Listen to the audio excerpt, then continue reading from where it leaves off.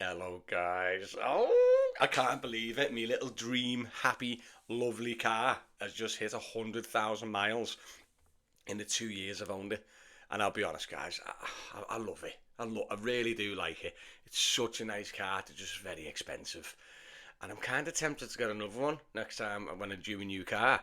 But it's just the price of them are just so expensive, it's put me off. But in this video, I'm going to go into detail just how much it's charged me in electric running costs, how much service and repairs costs, anything that's cost me money, any problems I've hit, or anything to do with the car itself that has caused like an issue or a big cost. Do you know what I mean? Has my battery gone or whatever, whatever.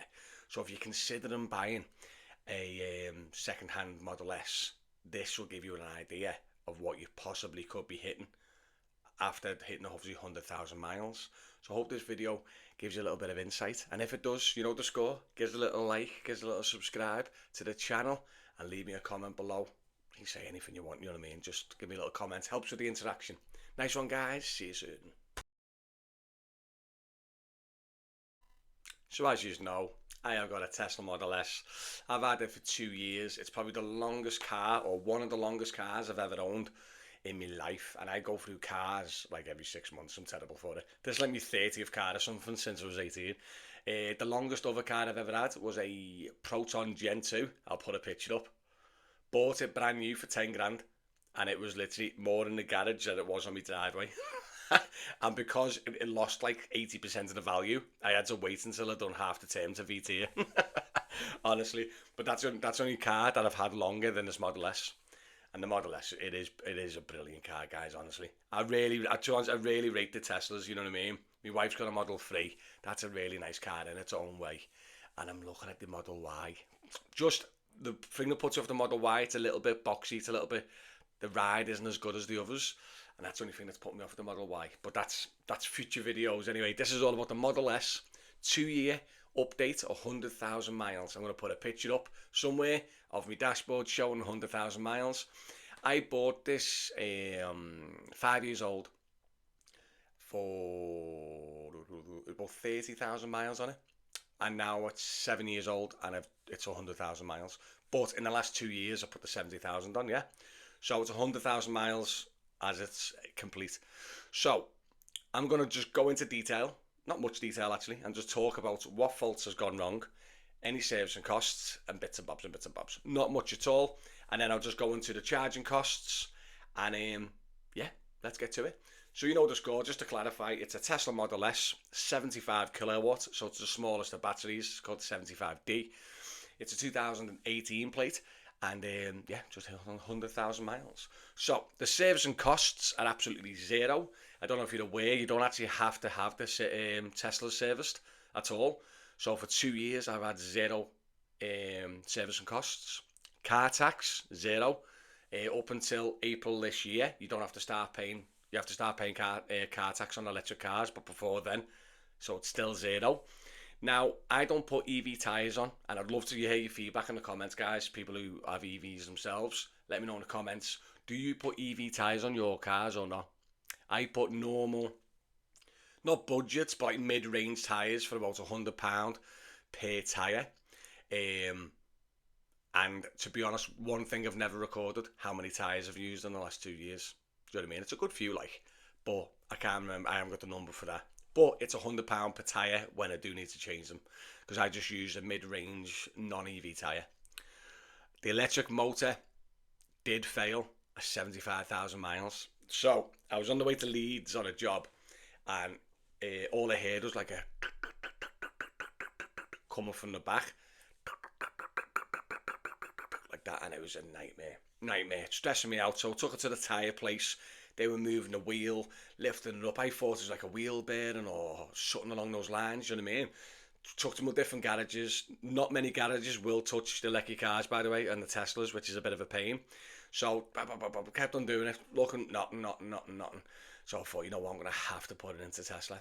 So I put it into Tesla. They come back and went, yeah.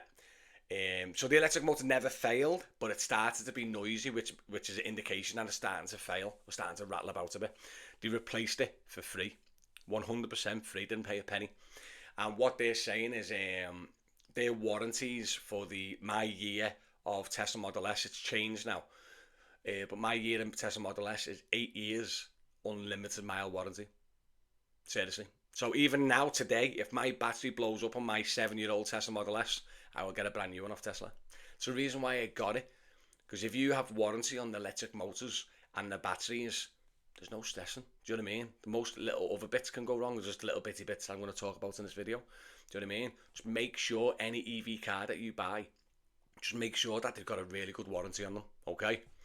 So, the electric motor failed at 75,000 miles, yeah? I don't know the price of it. I googled it. It was like 3 to 5 grand. Yeah, I've got 2 electric motors. There's the rear one that failed, and you just put a new one in for me for free. So far, just to summarise, servicing costs, nothing. £100 per tyre. An electric motor failed, covered under warranty. But that could have been a bit of an issue. The air suspension compressor failed. So what happened there is it just stopped topping up. So just literally went down and down and down, and eventually so what happens is your air suspension lowers over time, and then your compressor kicks in, tops it back up, but you don't normally notice it. Do you know what I mean? But eventually my car was just getting lower and lower and lower. I was going, what's going on? And then I got out in the morning, one morning, and the car was planted on the wheels. I could still drive. Recommended not. It was the hardest ride I've ever done. And yeah, when your air suspension is completely depleted, you're just on stoppers. Horrible. But I got it to the garage anyway, and that was £1,000 to get fixed as well. That Tesla. So that's £1,000 that I've had to pay out in 2 years, 100,000 miles, right? The second fault was the heater unit. It's like just like a heater panel that goes in, because obviously electric cars, they don't have an engine to blow heat off or nothing like that. It's like an element heater that went. It was funny because it went in the summer, and it was horrendous, guys. And I didn't have enough money. Then when I booked it in, it was like 3 weeks because it went in an emergency, and yeah, it was horrendous. It was very sweaty. So yeah, the heater unit went. That was £1,000 as well. So far we are on £2,000 in 2 years, 100,000 miles. Well, 70,000 miles. You know what I mean? So that is it. All the repairs, all the servicing costs is that £2,000 plus the tyres. Obviously, I don't know how many tyres I've put on. Right, so that's £2,000. So a lot of people ask me about the brakes and the brake discs and everything else. This is a big cost saving, guys. I'm still on the original ones from the car new. Seriously. Because when you brake, you lift your foot off the accelerator and the batteries go in reverse. So when the batteries go in reverse, that's your braking. So your actual brake discs and pads don't actually get used. Sometimes you're meant to have to go in. You know, if you don't drive as much as me, I might have to go in and get them cleaned because they build up with dust and road dust because they don't get used enough. Honestly, most electric cars, you'll be on the same brakes and disc pads. So that's another saving that you can look at, you know what I mean? So that's it, guys. In the full 2 years, the full 100,000 miles, I've had 3 faults. One was covered under warranty, and the other 2 at £1,000 each. So £2,000 in total. Now up to the rapid charging and the home charging.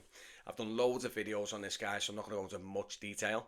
But I charge my car up overnight on my night tariff for 7p per kilowatt, and that's 2p per mile, okay?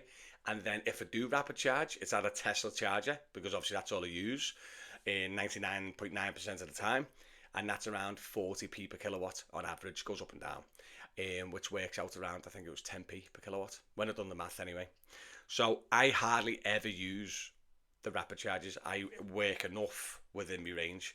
But just as this example, guys, I'm just going to call it 90% to 10%, just for the ballpark figure. I think it's going to be closer to 95, 98% home charge.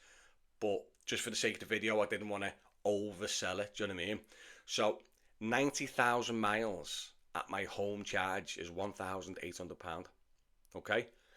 10,000 miles at the rapid charge, the cheap one at Tesla, is £1,000. So in total, over the whole 100,000 miles, obviously I can't comment on the first 30,000, but I'm just using this as an example because it is the 100,000 mile video. For the full 100,000 mile, it's £2,800 of fuel, which is just nuts. So in 2 years, 100,000 miles, I have paid out £4,800, not including tyres, but that is for running cost, fuel, servicing, and repairs. And I'm on old tech. I'm on the Tesla Model S is the old tech. The build quality is not the best. Do you know what I mean? When you're on the motorway, you can hear the outside. Do you know what I mean? It's very windy. The build quality is not the best at all. The build quality improves massively in 2019 and 2020. They upgraded things a lot. They put new electric motors in from the Model 3 and the Model Y as well. Upgraded the suspension. I wish I knew this information before I bought my 2018 Model S, because 1 year newer, I would have had a well better car. But yeah, that's it, guys. And there's a few points I want to point out. Is if I done 100,000 mile, yeah, in a hybrid of 12p per mile, yeah, what's that? 12 grand in just fuel alone.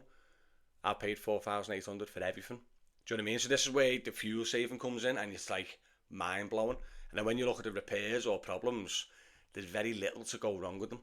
Do you know what I mean? I know lads in V classes and Mercs and Beamers, and it's in and out with just like a DPF, diesel, and your filters, your servicing every 10,000 miles. Do you know what I mean? And then things get clogged up, and then your wet belts and your timing belts and your chains and all them faults that diesels and conventional cars come with. You don't have it with these. You know what I mean? I've got another video coming up very soon. My mate's Kia Niro, E-Niro, has just hit 300,000 miles, and it had its very first fault. That video is coming soon, guys, honestly. And the reason I'm just doing these type of videos is because a lot of people ask me, is it worth going EV, and etc, etc. And these are just the type of videos that give you a little idea of what to expect or whatever. In my opinion, I think more miles you do in an EV, cheaper it is. And that's why I'm looking at my next car. I'm going to have to weigh it up, because I'm doing a hell of a lot less miles than I used to 2 years ago when I bought it. I'm doing a lot more admin and airport company and content, do you know what I mean? So it's going to be interesting next year of what vehicle I'm going to go into, but that's another video. Do us a favour, guys, give us a like and follow, you know the score. Check out all my content, it does help me out massively. TikTok, Instagram, go give me a like and follow. Yeah, go to drivermatty.com, all things me. And yeah, I'll see you on the next video. Let me know in the comments what you think. Are you going to be considering EV, etc, etc? But one thing I always point out, guys, when I do these EV videos, is if you haven't got the means to charge your home, guys, really consider that. As an example, let me do the maths. I'll try my best can. 80p, 20p per mile, right? For like a really expensive rapid charger. So that's 20 grand in rapid charging costs alone if you use like your grid serves and your big expensive chargers. 20 grand just on rapid charging. So your whole massive fuel saving is your home charge, and also the repair costs and the servicing costs you save on as well, don't you? Because some manufacturers do ask you to do a servicing test, or don't, but some manufacturers do, like Kias and stuff like that, but it's normally filters and a checkup. Do you know what I mean? Nowhere near as intensive as like a diesel or a petrol. Do you know what I mean? But listen, guys, I'm going to scoot anyway. I've got the curtains closed to get the lighting for you, but I'm sweating my tits off, so I'll see you soon. Nice one, guys. Catch you later.